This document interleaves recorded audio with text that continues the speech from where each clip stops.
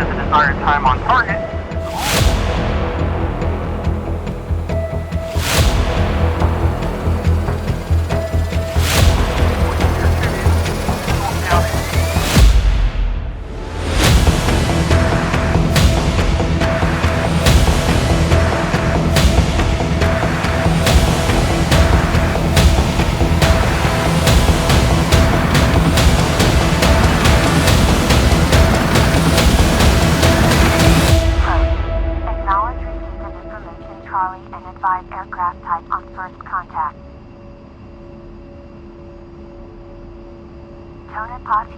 Information Charlie, time 1455, wind 230 for 05, visibility greater than 10 miles, clear, temperature 33, dew point 30, altimeter 2986, runway 32 in use, expect visual approach, acknowledge receipt of information Charlie and advise aircraft type on first contact.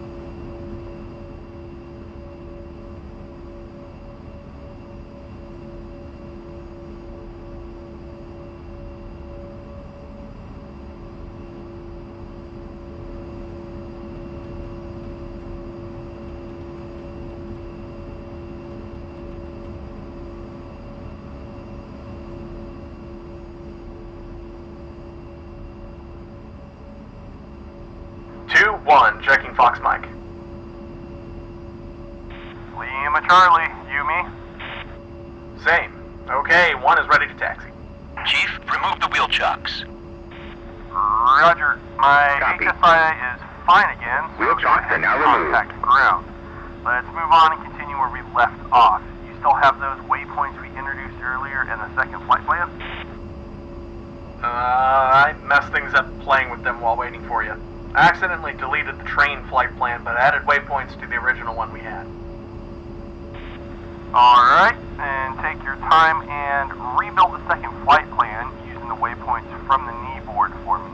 Remember about closing the rectangle by adding the first waypoint at the end, okay? Right. On it.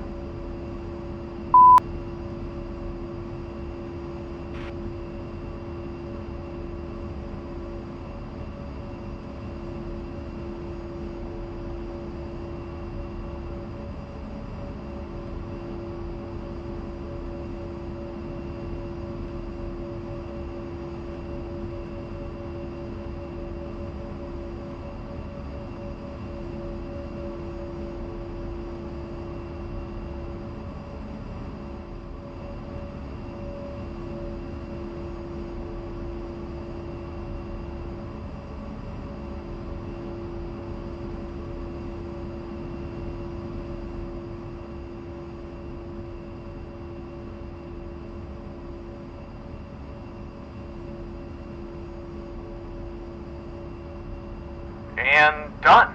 Train flight plan is ready. Good, contact ground when ready. 2 is already up. Roger.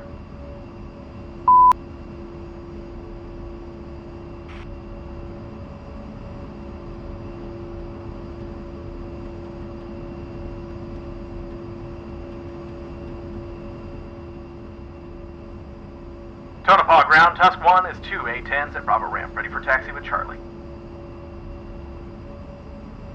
Tusk 1, Charlie is current. Taxi Bravo, Foxtrot, Alpha, hold short runway 32 at Alpha. Contact Silverbow on 257.9. Bravo Alpha, hold short of 32 and Silverbow on 257.9 or Tusk 1-1.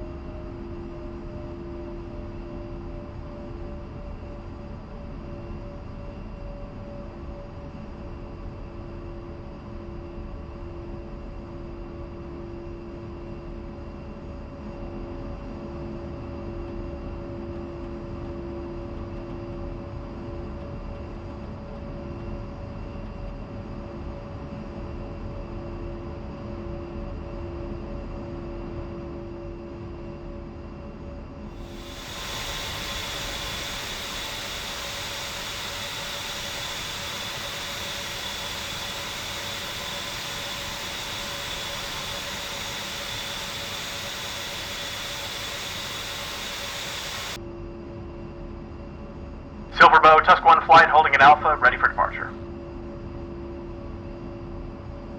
Tusk 1, Silverbow. The winds are 230 for 5. Cleared for takeoff, runway 32. Clear for takeoff, runway 32, Tusk 1.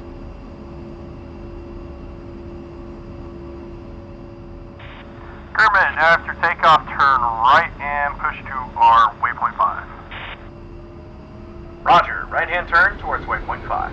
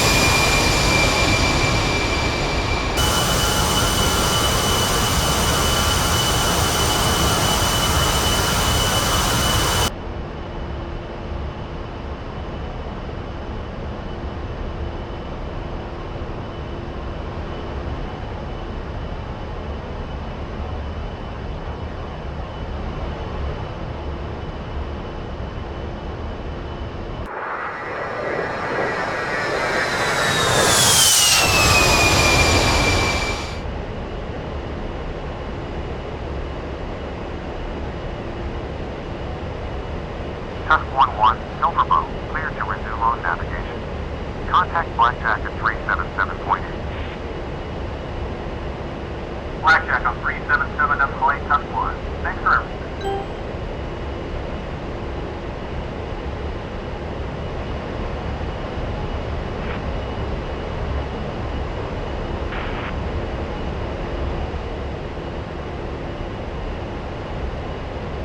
So, why is Tonopah Tower called Silverbow? I have no idea why they chose that name, but I do know a little bit about Silver Bowl. Then indulge me. It was one of those short-lived mining towns that popped up and grew like mushrooms in the Twin Cities. Well, maybe mushrooms aren't the best example, but you get the gist. Anyway, the settlers thought they found even better deposits than in nearby gold fields, but they were wrong about that. Silverbow was abandoned only 1 year after it was created. Now, it's one of the many mining ghost towns gathered in the desert. Is it open for tourists? I guess if you have authorization to enter the Tonopah Electric Combat Range, plus a good 4-wheel drive, then yeah. Huh. For the time being, I'll limit my activities to the petting zoo you mentioned earlier. Yeah, it's totally worth it. After getting back on range, stand by, I'll contact Blackjack. Push 377.8.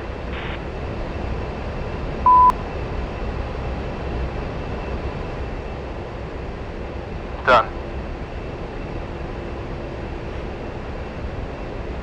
Blackjack, Tusk 1.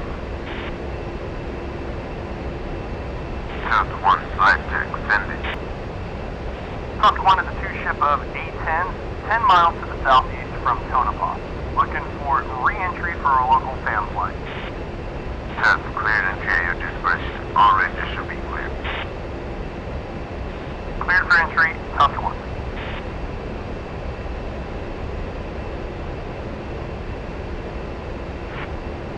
Since you're apparently a history major, can you elaborate a little more on the F-117's operations here at Tonopah? Yeah, sure. So, in the early 80s, as the Senior Trend project was moved over to the operational side, they shifted the entire F-117 program from Groom to Tonopah. The base was pretty sparse, so they had to build it up. They added all the security measures, support infrastructure, dorms, and the rows of hangars that became known as the dorms? So people were actually stationed up here?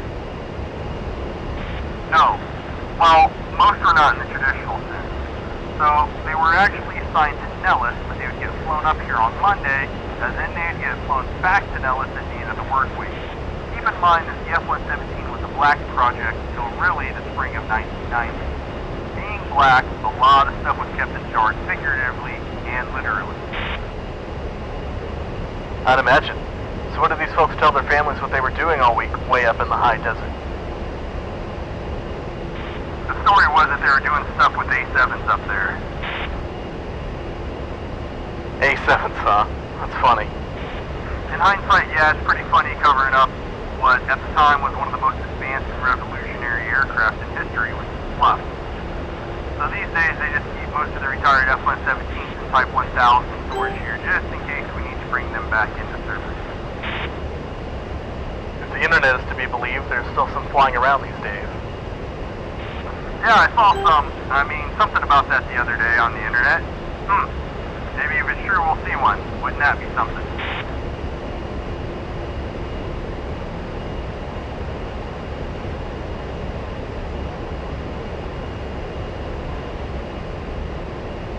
We're getting close to the live fire ranges where we'll be doing that side of your training. Yes. I can't wait to get back on the trigger. I bet.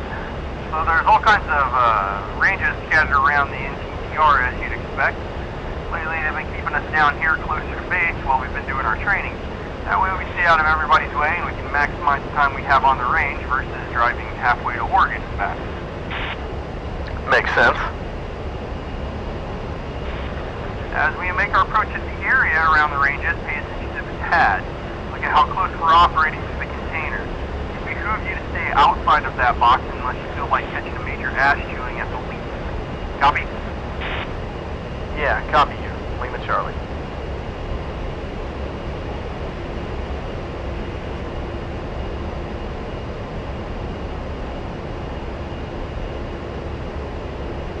Alright, we are now going towards the North Force Base and ranges. Let's have a look at the waypoints and air attributes, and then we'll see how they work in practice. Sounds good? Yeah, sounds okay. Good. Please pay attention as this part can be quite tricky and rather complicated. I'll try to make it as straightforward as possible. I'm all ears. Cool. So each waypoint has a certain set of attributes assigned to it. These can be set either for the flight plan or for the individual waypoints independent of the flight plan. We can view those in a number of ways, but first let's focus on the flight plan one. Go ahead and put the AAP steer dial into flight plan mode, press the nav button on the CDU, and choose the attributes page.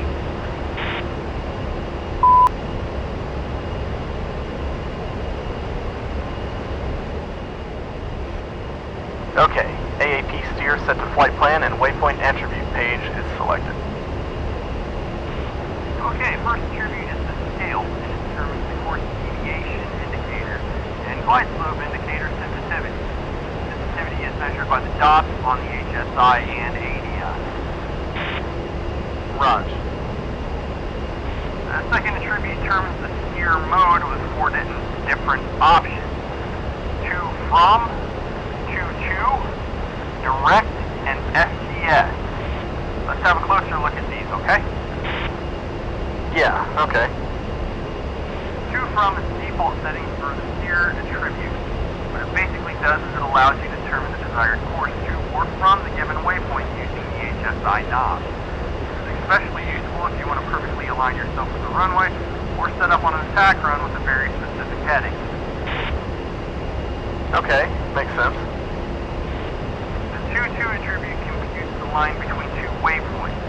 In this mode, the HSI knob will be used to align the course arrow with the heading displayed on the attribute page for a consistent course deviation indicator, ADI bank steering bar, and CDU position page cross-track deviation indication. Okay. Yeah, I know, it sounds complicated at first, but it'll get easier when we do some practical exercises. Direct is the third steer mode. This one is much more straightforward as it sets the course from the aircraft position when direct mode is selected to the current steer point. As with the 2-2 mode, you will use the HSI knob to align the course arrow with the heading displayed on the CPU attribute page. Right. Finally, in the SDS mode, the commanded course is to manually select the course away from the point where the aircraft was located at when SDS was selected. So you'll want to set it using the HSI course select knob. Alright. Next attribute is the vertical navigation mode, which you can find on the right side of the CPU screen. It has two settings, 2D and 3D. In 2D, only horizontal data will be passed onto the HSI and ADI, so you won't get the steering cues to intercept the waypoint's altitude. Okay, Raj. The 3D mode allows to have a vertical angle computed either automatically or entered manually. This will then give you the possibility to use also the vertical steering cues of your ADI. Yeah, got it. Nice. Let's prepare a few more things and we can move on and do some practical exercises. Cool?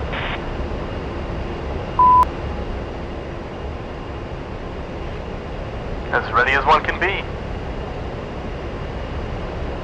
Loving the enthusiasm. So first, let's get the hang of 2-2 and 2-from mode. Press FPM on your CPU and press the second line select key on the right, marking the small arrow next to the train flight plan.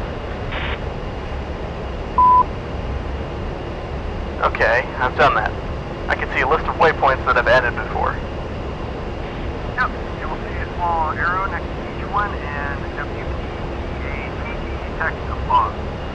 Pressing each of the arrows will take you to the attribute subpage specific for that given waypoint or the selected flight plan.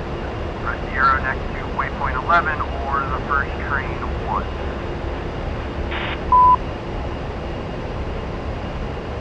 Done. I've got the whole list of settings that you just described. Exactly. Just go as it is and change the gear setting for me into 2-2 mode.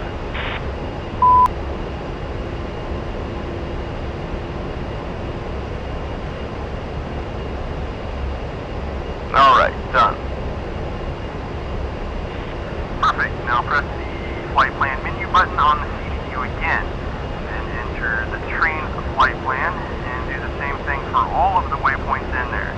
But we're going to leave train 4 as 2-from. Let me know when you've done all that.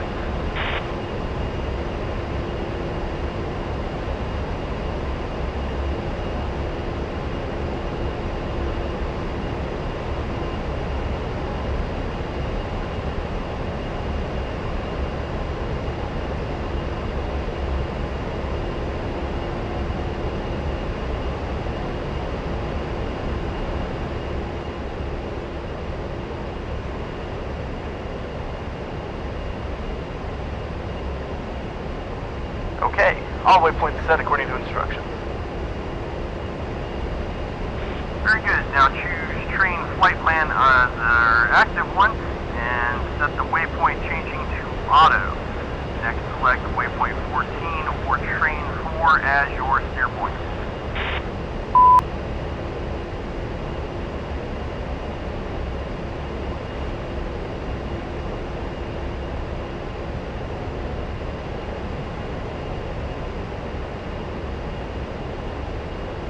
Okay, done. Our aim will be to get there flying a very specific heading, say 270. Currently, waypoint 14 should be somewhere to our 7 or 8 o'clock, which is indicated by the thin arrow on your HSI. A-firm. Okay, use the HSI course select knob and set the desired course to 270. Once you've done that, you will notice that the CDI needle has moved away from the course arrow, which is currently pointing directly to the left. Right? Yeah, that's exactly what happened. In order to align ourselves directly with the desired course, we will need to first go north for some time. Go ahead and turn heading 360 and keep 270 knots indicated.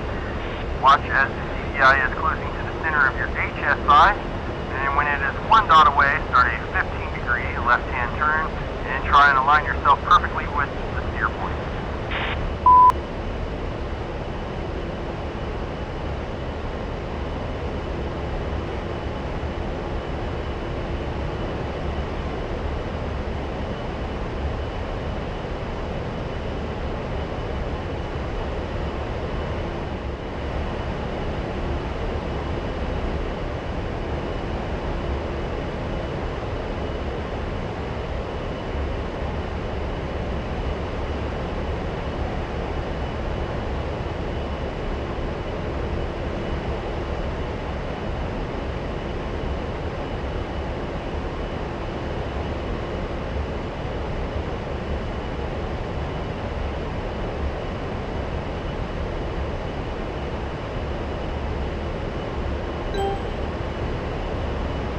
Alright, I'm aligned and on course.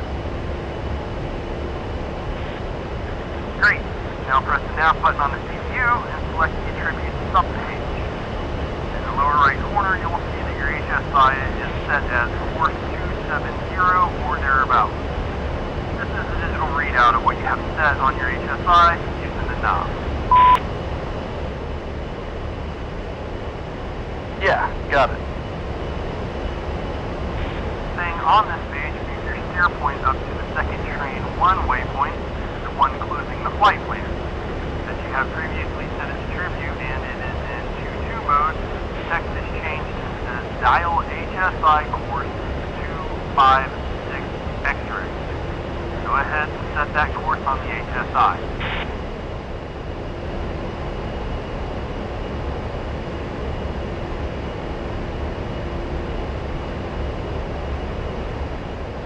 Okay, done.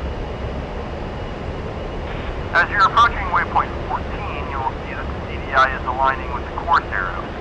Try and have it aligned perfectly in the middle as you turn and continue towards waypoint 11.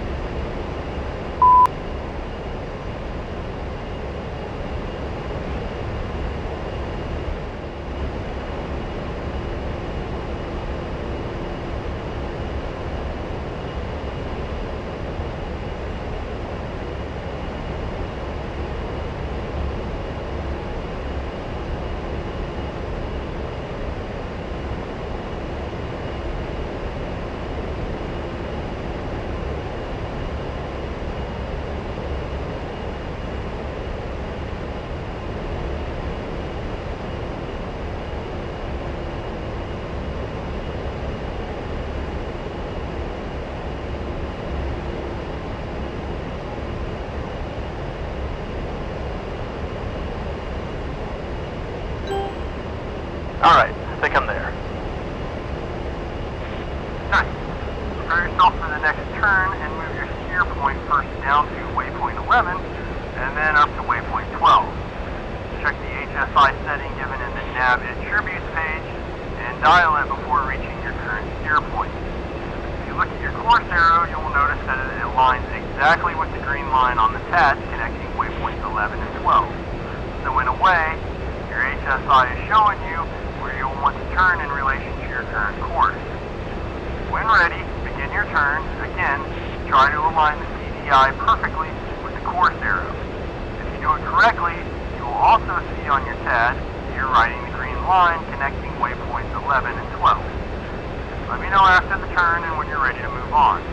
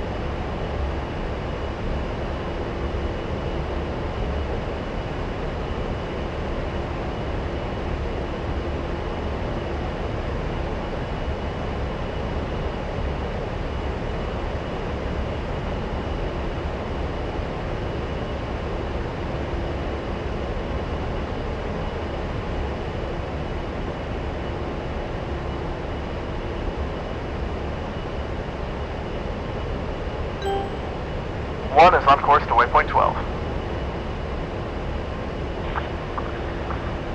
Good shit. Next, rotate your course set knob left and right. You'll notice that it has no impact on the CDI needle, which remains in place.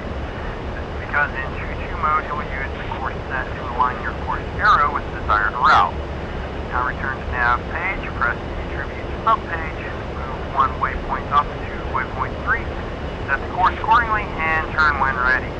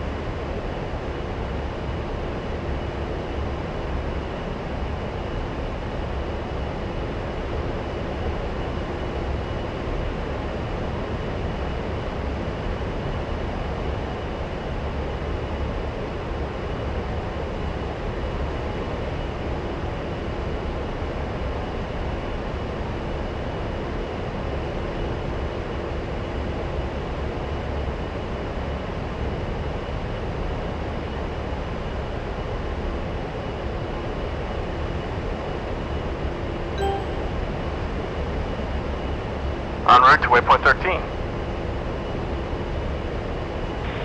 Cool. So you think you're riding the green line perfectly? Let's see. Press the FPM button, select the train flight plan, and enter the attributes subpage for waypoint 13.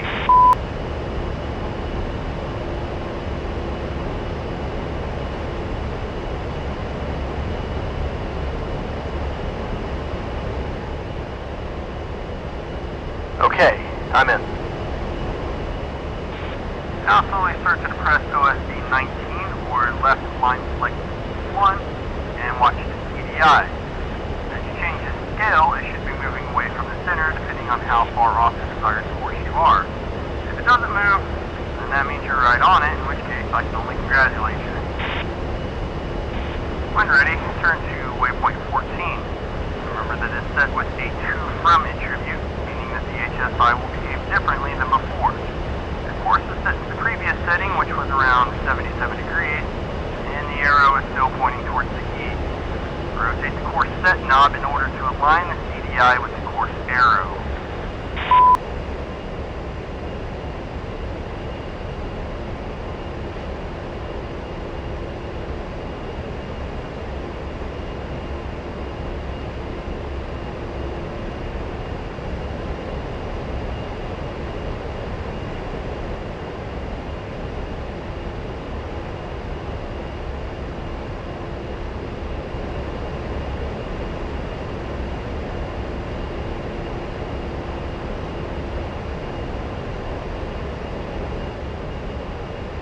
Okay, done. As you can see, the CDI will move towards the center as you align the course arrow with your current steer point. This is the main difference between the 2 from mode, where you choose the heading you want to use in order to get to the selected steer point, and the 2-2 mode, which can be best described as a line connecting the previous waypoint to the current steer point. Roger. Right on. The last 2 things I wanted to show you today in relation to the waypoint attributes are direct and 3D modes. For starters, once again, go to the flight plan menu page and choose the MFN flight plan as the active one.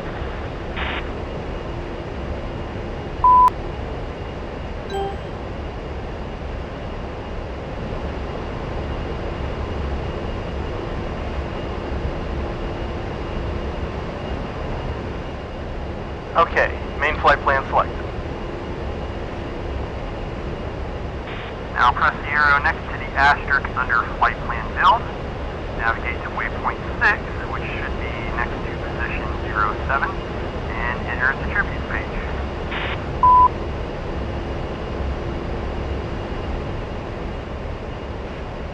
Okay, done. Now do me a favor, turn towards waypoint 6 and then set the steer setting to direct. What this does is that when you press it, it plots the course from the position of your aircraft to the selected waypoint. In this mode, turning the HSI line between the point in which you switch the waypoint to direct mode and the current steer point. Let me get this clear. So I can set the direct mode beforehand, but the CDU will start computing the course at the exact moment when I select this waypoint as a steer point for the first time. Exactly. So if you align yourself with the given waypoint and then set the attribute to direct, you will be on the correct course from the outset. As soon as you set the attribute, the nav attribute spacer will give you the correct heading you need to align the course needle. Okay, roger. It works as a 2-2 mode, but treats the initial position of the aircraft as a previous waypoint. So what about the 2D and 3D modes? Yeah, man, that's it. Let's keep waypoint 6 as your current steer point. Press the waypoint button on the CDU, and then use OSV7 or the first line selected key on the right to enter the waypoint subpage.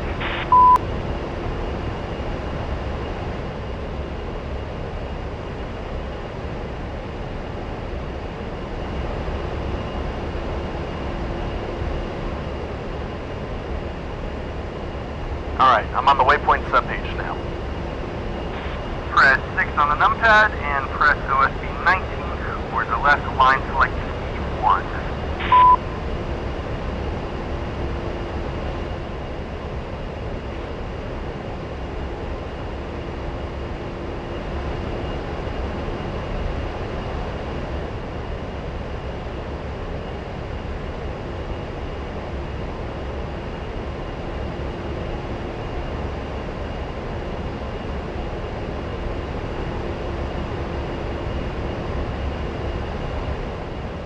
Done.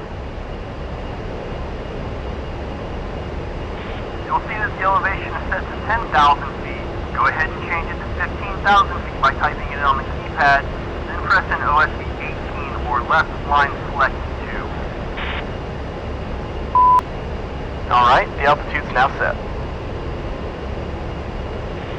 Take a look at your ADI. The vertical steering arrow on the left will be way up, showing you that you need to climb in order to intercept the required altitude of the waypoint. It will give you steering cues similar to the ones used for glide slope on ILS landings. Cool. Pretty neat. What happens if I change the attributes back to 2D? They'll disappear. Okay, that's it. Pretty sure it'll take some time before all that knowledge sinks in. Practice it as often as you can and play with the attributes. Raj. Just remember to change the attributes for waypoints in flight plan mode.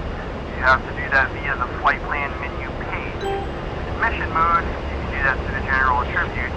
In nav mode or separately for each waypoint menu. Biff? Yep, I think I got it. Good deal.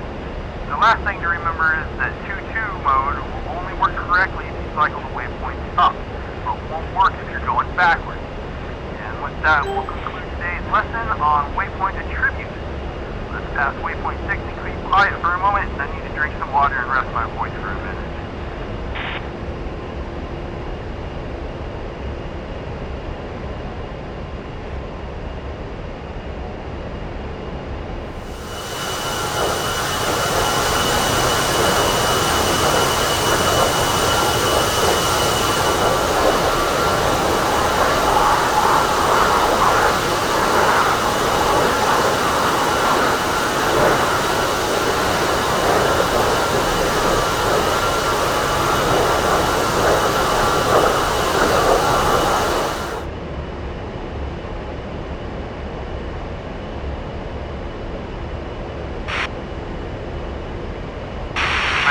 Last item on my list for today is going to be desired time on target and desired time to go. Ready?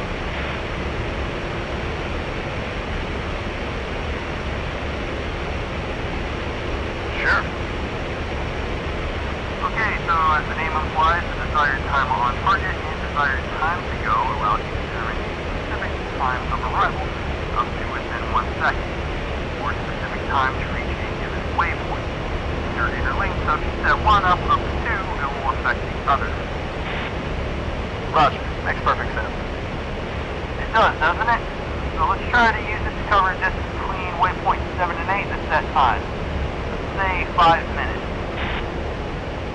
Alright.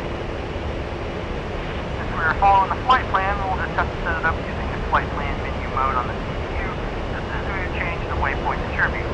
So please enter it now, select the current active plan, and go to the properties of waypoint 8.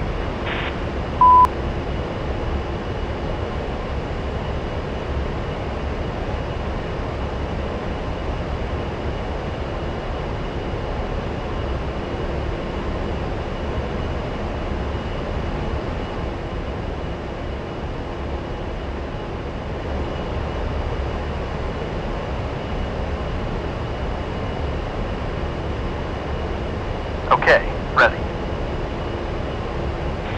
The bottom left side of the screen, you'll see the desired time to go and desired time on target value. Type 0, 0, 0, 5, 0, 0 on your scratch pad. Do not press anything else. I want to introduce that value at the moment of passing waypoint 7, okay? Yeah, copy. Just to make sure I'm tracking. The moment we pass waypoint 7, I depress OSP 17 or left LSK 3 for DTTG, right? Correct. Let me know when you've done that.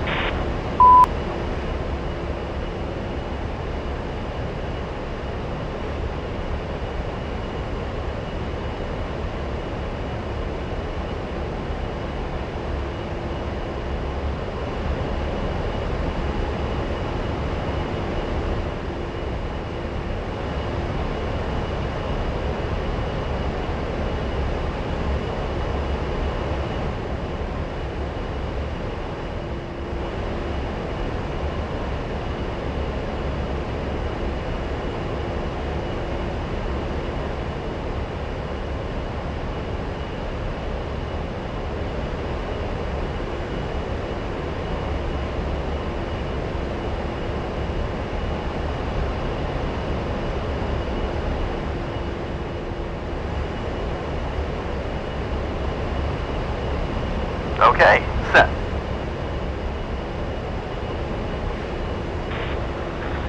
Sweet. As I've said before, you will notice that the desired time on target is also changed in order to be in line with the introduced desired time to go. Now take a look at your HUD. Below your current speed, you will notice a letter R with a value next to it. Affirm. That's the required speed and it hangs there from time to time, like before as well. Bravo, Sherlock. Yeah, sometimes those values are added in the cartridge. In order to get rid of it, you'll need to enter the attributes page and press the LSK or OSB next to desired time on target or time to go, and it will disappear. Okay, now match your speed with the required value. Copy. As you do so, take a look at the right side of your HUD. You can see the remaining time followed by a slash and value with a plus or minus in front. Affirm.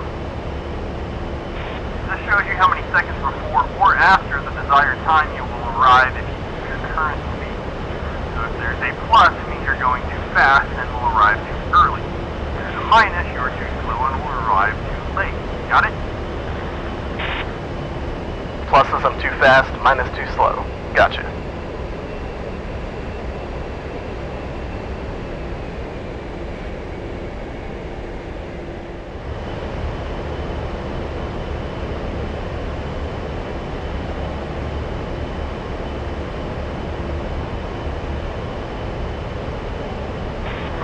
Time's up. Where are you in relation to waypoint 8?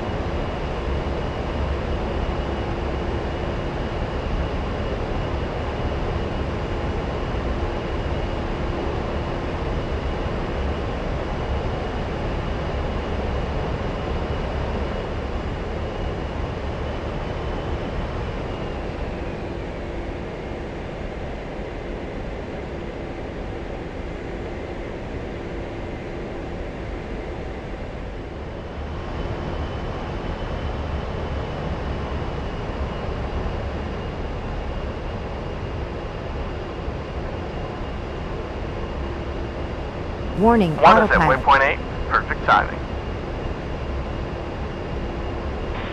Okay, I think you've got the hang of it.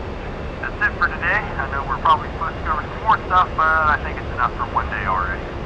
Continue with the flight plan. I'll contact Blackjack to clear us out of the range. Please ensure you're still on 377.8.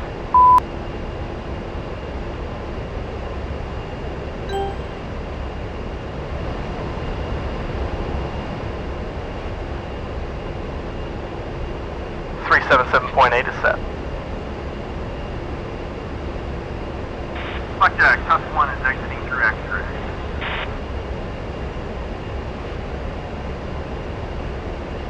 Tusk 1, copy. Thanks for coming through. Have a good one. Yep, anytime. See y'all soon.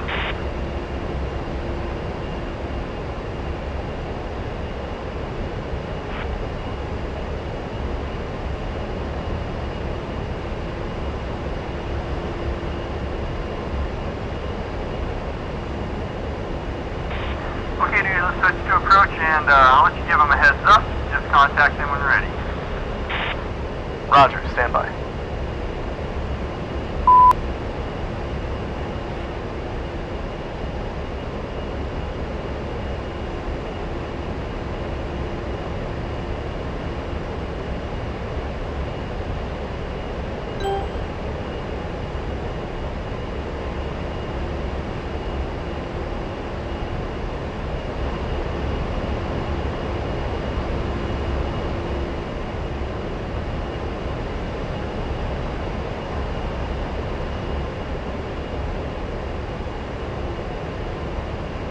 Approach, Tusk 1 is 2 times A10C, north of truck stop, inbound for landing with information link.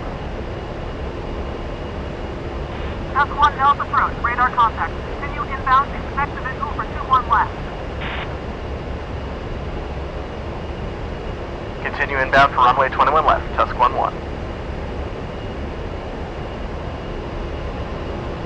Tusk 1, descend and maintain 5,000. Descend and maintain 5,000 for Tusk 1.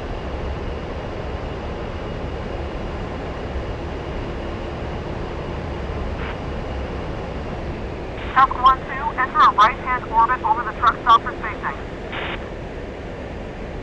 Approach, Tusk 1-2, copy. Anchoring over the truck stop, right-hand orbit.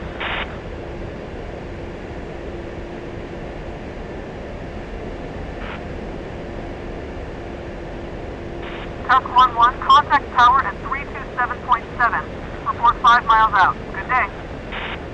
Roger, contact tower for Tusk 1-1.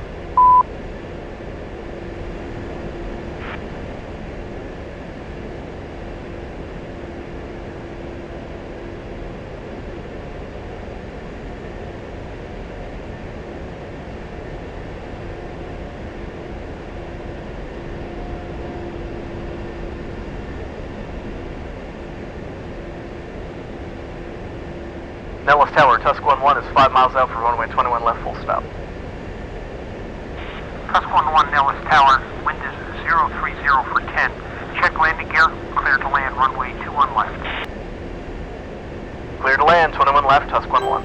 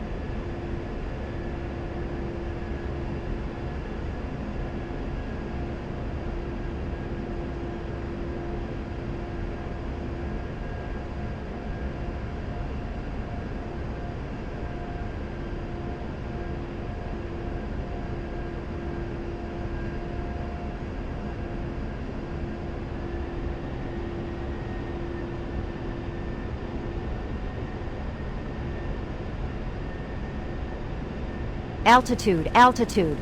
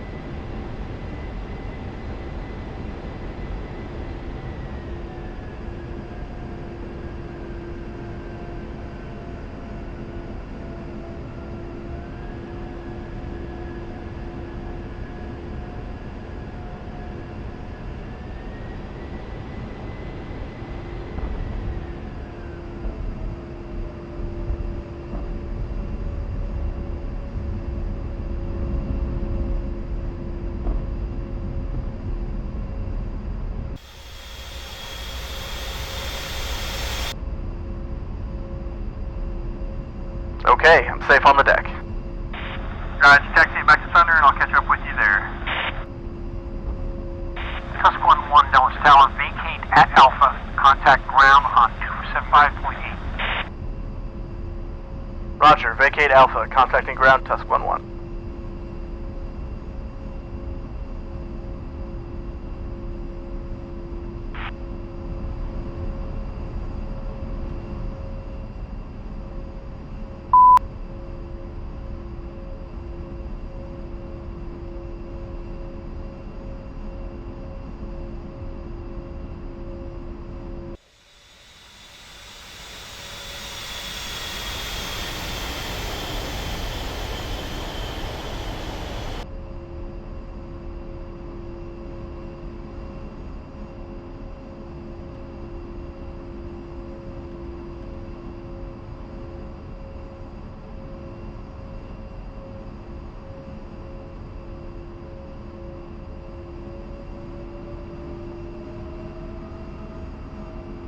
Nellis ground, Tusk 1-1 is just off 21 left at Alpha for taxi back to Thunder. Tusk 1-1, taxi Alpha, Golf, Charlie for Thunder. Taxi Alpha Golf, Charlie, Tusk 1-1.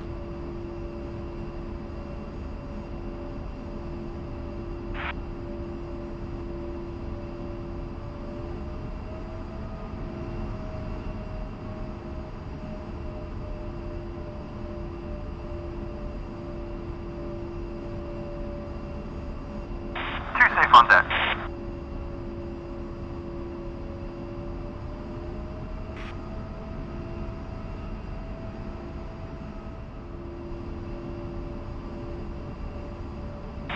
L-Trail, Tusk 1-2 is vacating to one left at Bravo.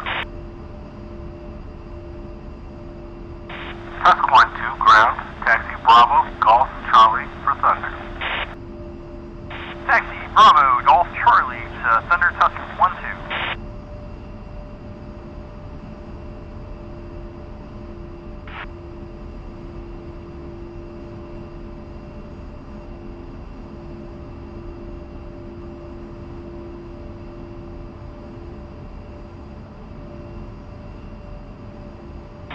Alright, Kermit, good job today. It's been a very long flight with lots of new information, so make sure you digest it all. I'll see you in the debriefing room. Yeah, Roger. I'll see ya.